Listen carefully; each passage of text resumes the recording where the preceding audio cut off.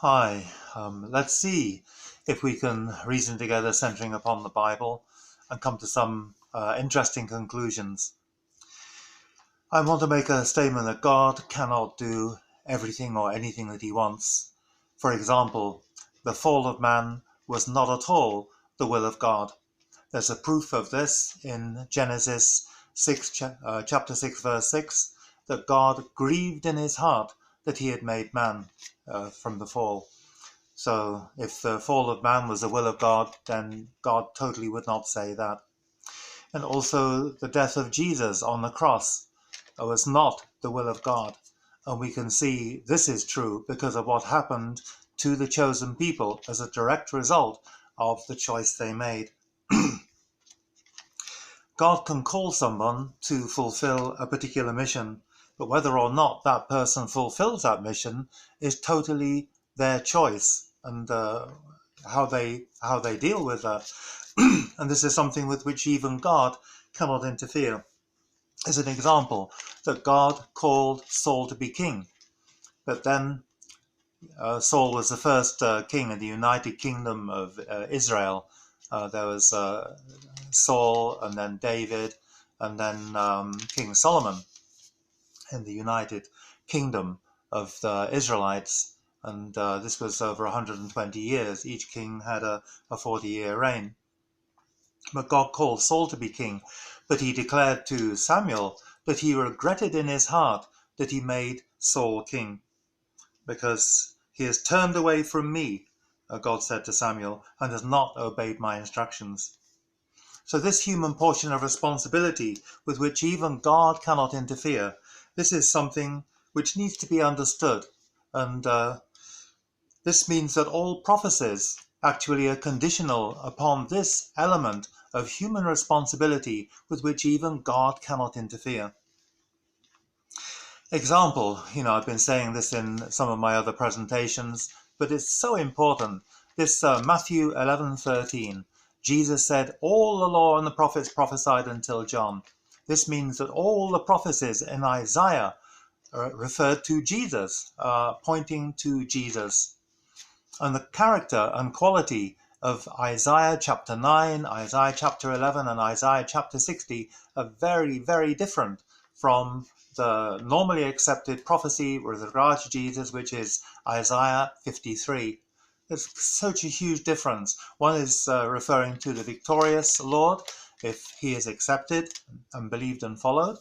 And the other one is referring to Jesus, who is rejected and spurned by the chosen people. So, if Isaiah 53 was truly God's will, then when Jesus was in his hometown and was asked to read from the Torah in the temple there, he didn't read from Isaiah 53. He actually read from Isaiah 61, verse 1. So this is very clear. And also when two of Jesus' disciples asked him what they should be doing to be doing the will of God. You can read that in, I think, John chapter 6. And Jesus replied, to believe in him whom he has sent. Jesus didn't say to them, you have to fulfill Isaiah 53. He said you have to believe in him whom he has sent. In other words, believe in Jesus as the Messiah whom God has sent. But even more clearly is stated in the book of Deuteronomy, which is the last of the Pentateuch. It's the books of Moses. And this is a very important book because if you remember, Jesus quoted from this book when he was dealing with Satan, when he was being tempted by Satan. Jesus did not use his own words. He quoted from the book of Deuteronomy.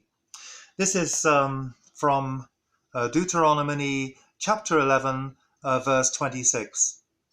See, I am setting before you today a blessing and a curse. The blessing, if you listen to the commandments of the Lord your God, which I am commanding you today. And the curse, if you do not listen to the commands of the Lord your God, but turn aside from the way which I am commanding you today, by following other gods which you have not known.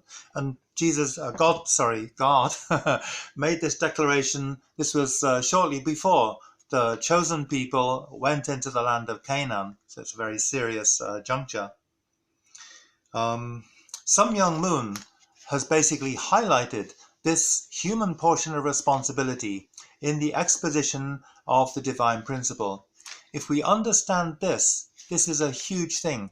If we understand this, we can realize absolutely that the Lord of the Second Advent is not going to come from the clouds, literally from the clouds. The kingdom of heaven is not going to float down from the sky. That Jesus came as the Messiah chosen by God, it required a proper response from the chosen people for Jesus to be able to accomplish his mission. And if you don't understand this, then you're doing Jesus a huge disservice when you're talking about Jesus in the Garden of Gethsemane, and that saying that Jesus was displaying some kind of human frailty because he was scared of death, and praying to God, please take away this cup from me. Okay? That Jesus was not scared of death at all. Jesus was seeking to fulfill his primary mission, which was to bring the kingdom of God on the earth during his lifetime. This could have occurred if the chosen people had properly responded to Jesus and accepted him as the Messiah. This is so important to understand, this human portion responsibility. So as I say, Reverend Moon has made this aspect very, very clear in the exposition of the divine principle, which is Bible-based. If you read this, you can understand that this teaching from Reverend Moon is firmly grounded in the Bible. And we have like misunderstandings concerning the Bible. For example, Christians mostly think that John the Baptist was a good guy. Even I've seen churches that are dedicated to Saint John the Baptist, but John the Baptist totally failed. He was called by God to be someone who could make straight the way of the Lord, make straight the way of the Messiah. And yet John the Baptist became the main stumbling block for Jesus because he denied that he was the Elijah. This negated the prophecy in Malachi. This is the very last book of the Old Testament. If you read this, you can see the significance of the disciples of Jesus being questioned everywhere they went. If your master is the Messiah, where is the Elijah? And that Jesus declared that John the Baptist was the Elijah. That John the Baptist denied this. He denied he was the Elijah. If there's no Elijah, there's no Messiah. So John the Baptist, even though he was called by God, became somebody of failure, total failure. He couldn't have failed more, actually. He was somebody who denied he was the Elijah. He didn't even follow Jesus. When he was in the prison, before he had his head cut off by a dancing girl, then he asked the disciples, sent his disciples to Jesus to ask, are you the Messiah, or should we look for somebody else? So this is a manifestation clearly that John the Baptist failed his responsibility. He failed his human portion responsibility. So also in this time which we're now living, the time of the Lord of the Second Advent, if we have a literal interpretation of the Bible and think that the Lord is going to appear with a trumpet call on the cloud of heaven, or think that God is going to make a new heaven and a new earth, totally missing the point. This is not how it's going to happen. So yeah, I'd urge you to read the Exposition of Divine Principle. Check out this because it's explaining about these very fundamental things. Why God created mankind even at all. And if mankind does not have a choice, then love, actually true love, cannot possibly exist. It will have the appearance of true love, but will just be like some very, very clever program. Mankind has to have a choice. So there is no absolute predestination. So check this one out. And yeah, I'd like to hear your opinion, your impression, and yeah, what do you think about this? Looking forward to that. Okay, thank you for listening to this. I look forward to hearing from you. Okay, bye.